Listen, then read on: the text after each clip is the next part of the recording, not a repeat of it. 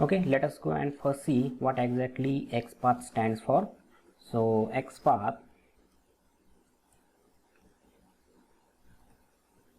stands for XML Path Language. Okay, so let me help you to understand each word in this. So XML, that means extensible markup language.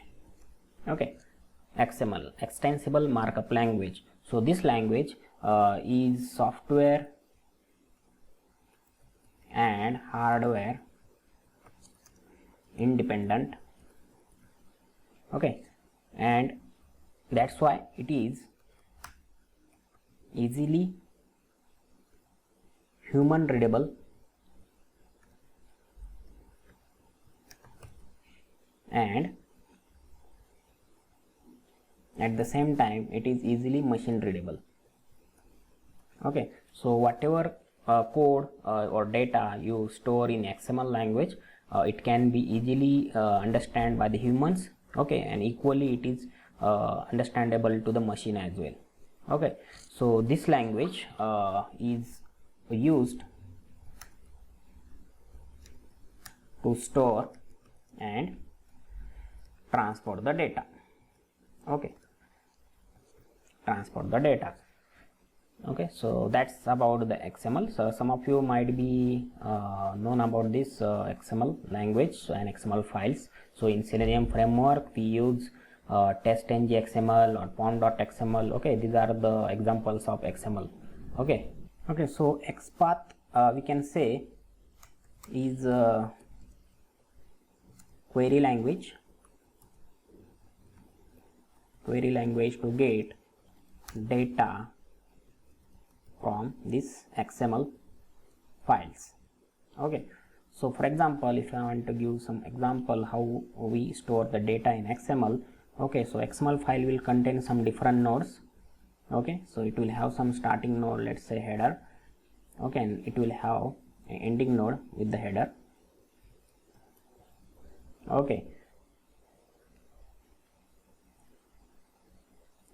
and in between these two nodes you can write any kind of data. Okay, and it can be processed by the machine as well very easily, and it's very easy to understand for the humans also. So for example, you can write as simple as like my name. Okay, my name is AJ. Okay, and you just have to close this or end this with the same tag, my name. Okay, that means this node have some data. Okay, it's a string data, and this is the starting and here it ends. Okay, so whatever in between these two nodes is called as a data. Okay, so let's say for example, let's say another one. Okay, so you just have to store data in the form of starting node and ending node. Okay, in between you can store the data, working in test automation, let's say.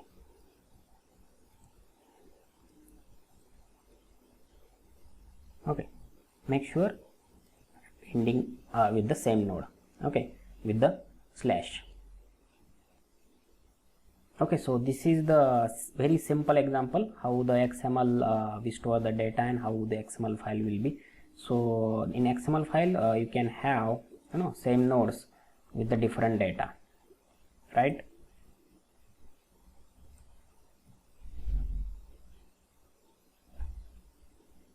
Let's say something like that.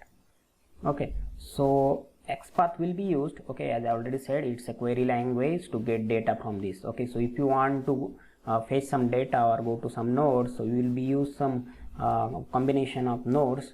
For example, node having, let's say, tag with working and text equal to Selenium.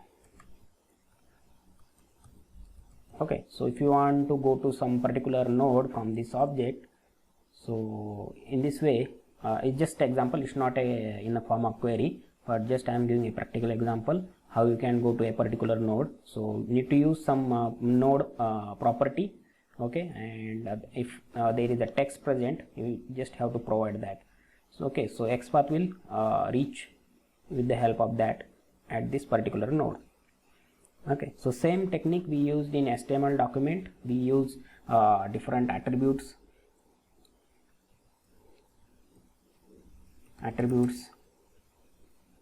and values with tag name. Okay, so in HTML the data will be stored and represented with different tags. Okay, and in that tags, okay, if there is some tag like for example input, in between this this also similar to the XML, it will have starting and ending tag, and in between this you can provide any attributes. Okay, any attribute you can provide. Likewise, id is equal to.